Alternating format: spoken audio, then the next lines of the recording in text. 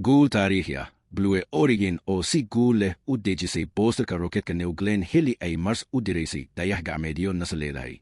Shirkadda Blue Origin ee uu leeyahay Jeff Bezos ayaa si guul leh u ganaysay roketkeeda weyn ee Glenn maalintii Khamiista, iyadoo siday laba dayax-gacmeed oo nasa leedahay oo loo dirayo Meeraha Mars.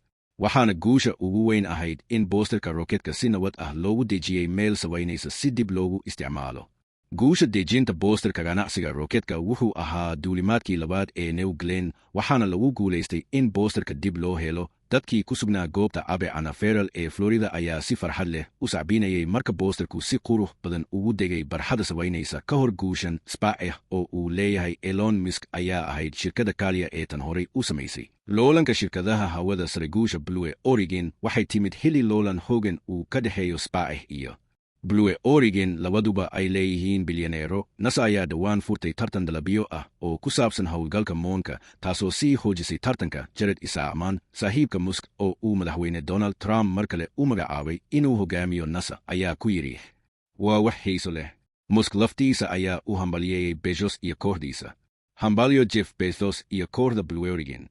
Dib u dhacayo sababay ganacsiga roketka ayaa dib u dhacay maalmo badan. Axaddii, cimilada dhulka Arbacadii, cimilada hawada sare Khamiistii, cilado farsamo oo aan la faahfaahin. NASA waxay ka walaacsanayd firfircooni sare oo qorraxda ah, taasoo waxyeello u geysan karta dayax-gacmeedyada. Ugu dambayn 3:55 galabnimo 2:55 GMT, roketku wuu duulay. Ujeedka howlgalka roketka Glenn oo dhererkiisu yahay 9 mitir wuxuu siday laba dayax-gacmeed oo la yidhaahdo iscabaade. Ujeedadu waa in la barto taariikhda cimilada Mars si loo diyaariyo safar bini'aadam ah mustaqbalka. Dayax-gacmeedyada Blue iyo Gold waxay marka hore galaan meel orbit ah oo ammaan ah si ay u cabbiraan cimilada hawada sare ee dhulka. Marka Mars iyo dhulka ay si fiican isu toosaan dayrta 2:26, waxay bilaabi doonaan safarkooda Mars oo ay gaari doonaan 2:27. Habkan cusub wuxuu u oggolaan karaa howlgallo badan oo joogto ah, xitaa marka dhulka iyo Mars aan si toos ah isu toosnayn. Ganacsi degid ku celi duulimaadkii ugu horreeyay ee Glenn bishii Janaayo wuxuu ahaa Guul,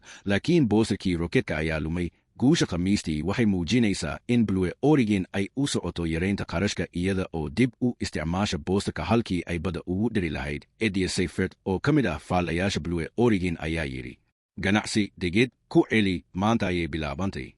Saamaynta siyaasadeed duulimaadkan wuxuu yimid xilli madaxweyne Donald Trump uu cadaadis saarayo NASA si ay u dedejiso howlgalka moonka, iyadoo tartan la galayso Shiinaha. George Niel, khabiir sare oo hawada sare ah, ayaa sheegay in ganacsigan uu yahay tilmaame muujinaya horumarka Blue Origin. Wuxuu intaas ku daray wuxuu muujin karaa in ay door weyn ka ciyaari karaan howlgallada moonka ee dhow. Guushan taariikhiga ah ee Blue Origin waxay u muuqataa mid bedeli karta mustaqbalka safarada hawada sare, iyadoo la yaraynayo qarashka, la kordhinayo howlgallada, lana xoojinayo tartanka ganacsiga hawada sare ee Maraykanka.